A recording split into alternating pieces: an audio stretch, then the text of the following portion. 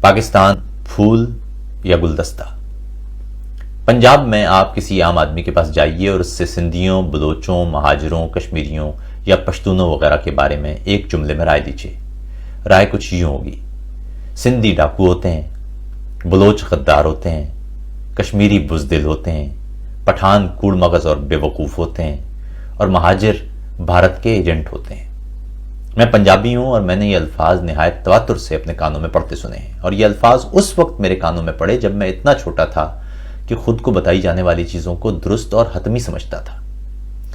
हमारे यहाँ प्रोपेगेंडा का एक पूरा निज़ाम है जिसका सबसे बड़ा निशाना पाकिस्तान में बसने वाले पंजाबी होते हैं। पाकिस्तान के दूसरे सूबों के लोग पंजाबियों को जालिम और जाने क्या क्या समझते हैं, मगर इसकी वजह भी वही है, यानी मुल्क के अंदर बसने वालों की एक दूसरे से मुकम्मल लाताल्लुकी या बेखबरी। पंजाब में ये बेखबरी एक तो ज्यादा है, और दूसरा पंजाब में लोगों का तारीखी रवैया अपनी रोजी रोटी तक महदूद रहना या फकत अपने घर पर तवज्जो देना और बाकी दुनिया को बता दी गई दुनिया समझकर गुजर जाना रहा है। हिंदुस्तान पर हमला आवरों को पंजाब से बाहसानी गुजर जाने की तारीख हमारे सामने है, मगर ऐसा नहीं है कि पंजाब धरती पर इस बेखबरी के खिलाफ और दीगर कौमों के हुकूक के लिए आवाजें नहीं उठी, लेकिन वो आवाजें खामोशी के शोर में कहीं गर्क जरूर हो गई। राजा पोरस पंजाब ही का बेटा था जिसने सिकंदर आजम की बड़ी फौज के सामने बंद बांधा। यह भी दूसरी बात है कि हमारी किताबों में सिकंदर आजम हीरो है और राजा पोरस विलन या गुमनाम। आपने महमूद गजनवी और दर्जनों दीगर हमलावरों के नाम सुने हैं। ऐसा नहीं है कि उन्हें पंजाब में कोई मज़ाहमत नहीं मिली, यह अलग बात है कि मज़ाहमत करने वाले रफ्ता रफ्ता गुमनाम हो गए। हालिया दिनों में पंजाब में वोट को इज्जत दो के नारे की वजह से कुछ सियासी मज़ाहमत जरूर दिखाई दी, ताहम पंजाब का जागना और देश के दीगर खित्तों के लोगों से जुड़ जाना जितना जरूरी है उतना ही मुश्किल भी दिखाई देता है। हबीब जालिब दहाइयां पहले कह गए थे, जाग मेरे पंजाब के पाकिस्तान चला, टूट गए सब ख्वाब के पाकिस्तान चला।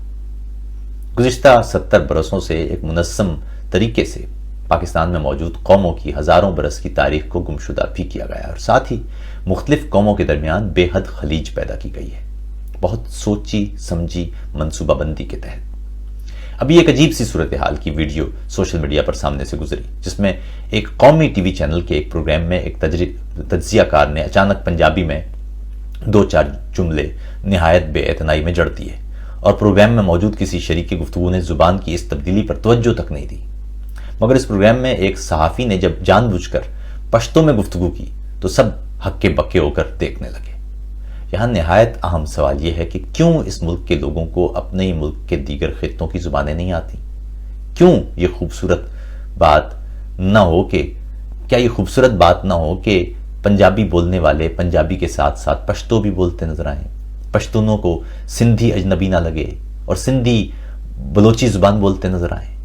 फिर सिर्फ जुबान की बात नहीं, पाकिस्तान में बसने वाले लोगों में अक्सरियत अपने ही मुल्क में रहने वाली दीगर कौमों को अंदाजों से तो जानते हैं, मगर हकायक की निगाह से नहीं समझते, ना उनकी तारीख से वाकिफ है।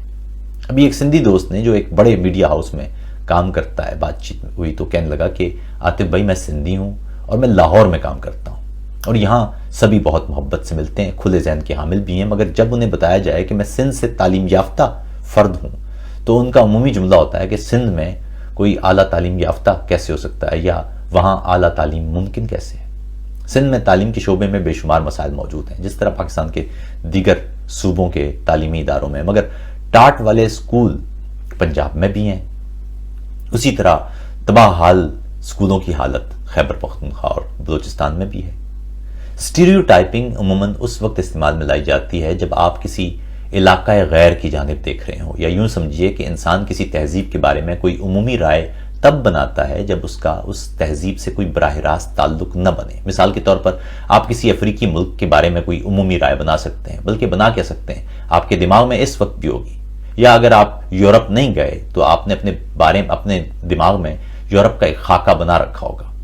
यूरोप का नाम जहन में आते ही आपको हर जानिब शराब के गिलास उठाए लोग दिखाई देने लगेंगे, या कम लिबास वाली हसीनाएं सड़कों पर खड़ी होकर आते जाते शख्स से अटकेलियां करती हुई आपको दिखाई दे सकती हैं, या आसपास दरख्तों पर पत्तों की बजाय अचानक जोरों लटकते नजर आ सकते हैं। जाहिर है तसव्वुरात फकत اس وجہ سے ہیں کہ آپ کا ان خطوں یا تہذیبوں سے براہ راست کوئی رابطہ نہیں، اس لیے جو آپ کو بتا دیا گیا ہے آپ اسے ویسا سمجھ رہے ہیں۔ مگر کیا آپ نے خود سے یہ سوال کیا ہے کہ آپ کو اپنے ہی ملک کے مختلف خطوں سے متعلق کم علمی یا کم آگاہی بلکہ لا علمی اور غلط فہمی کی وجہ کیا ہے؟ پچھلے 70 برسوں میں اس ملک میں تمام اکائیوں کو آپس میں جوڑنے کے لیے کیا اقدامات کیے گئے ہیں؟ پچھلے 70 برسوں میں ایک صوبے کے لوگوں کو دوسرے صوبے کے لوگوں سے کے متعلق کیوں شعور نہیں دیا گیا؟ ایسا کیوں ہے کہ ہمیں اپنے ہی لوگوں سے متعلق رائے کے لیے اسٹیریوٹائپنگ استعمال کرنا پڑ رہی ہے؟ وجہ نہایت سادہ ہے، اس کا حل بھی نہایت سادہ سا۔ وجہ یہ ہے کہ یہاں کی اشرافیہ اور حکمرانوں نے کبھی نہیں چاہا کہ ملک میں بسنے والی اقوام کے درمیان پل بنائے جائیں اور سب کو قریب لایا جائے، اور حل یہ ہے کہ بچوں کو اسکولوں میں ملک کے دوسرے علاقوں اور ثقافتوں سے متعلق تفصیلی تعلیم دی جائے، سکھایا جائے، اپنے ملک کی مختلف زبانیں پڑھائی جائیں، ملک میں بسنے والے اور ایک قوم کے نیچے جمع تمام اقوام یا برادریوں کی تاریخ اور ادب سے روشناس کرایا جائے۔ میں اس سے قبل بھی کہہ چکا ہوں کہ پاکستان ایک پھول نہیں، ایک گلدستے کا نام ہے۔ یہاں کئی ثقافتیں، مختلف تاریخ کی حامل قومیں اور تہذیبیں صدیوں سے موجود ہیں، اور ان سب کی اپنی اپنی خوشبو ہے۔ پھر یہی نہیں، پاکستان میں جس طرح خطے فطرت کے تنوع کے ہزار رنگ لیے ہوئے ہیں اور ان خطوں پر بسنے والے سیاہ رنگت سے لے کر سرخ و سفید جلد والے اور سانولے رنگ سے لے کر نیلی آنکھوں والے افراد تک موجود ہیں، اسی طرح مختلف مذاہب اور مسالک بھی اس ملک میں موجود ہیں، اور یہ تنوع کی علامت بھی ہیں۔ یاد رکھیے، بڑی قومیں تنوع کے باوجود نہیں، تنوع کی وجہ سے بڑی ہوتی ہیں۔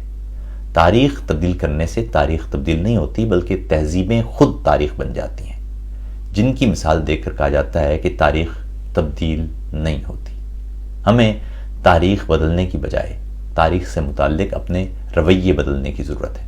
ہمیں ملک میں اقوام ختم کر کے سب قوموں پر ایک رنگ پھیرنے کی بجائے تمام اقوام کو ان کی تاریخ اور ثقافت کے ساتھ قبول کرنے کی ضرورت ہے۔ ہمیں اپنے درمیان تفریق پیدا کرنے کی بجائے فرق کو پل بنا کر اس کا جشن منانے کی ضرورت ہے۔ داخلی دیواریں ختم کر دی جائیں اور دراڑیں پاٹ دی جائیں تو مکالمت کے پل بنتے ہیں، اور کسی معاشرے میں اختلافات پر تشدد کی بجائے مکالمت کا عمل شروع ہو جاتا ہے۔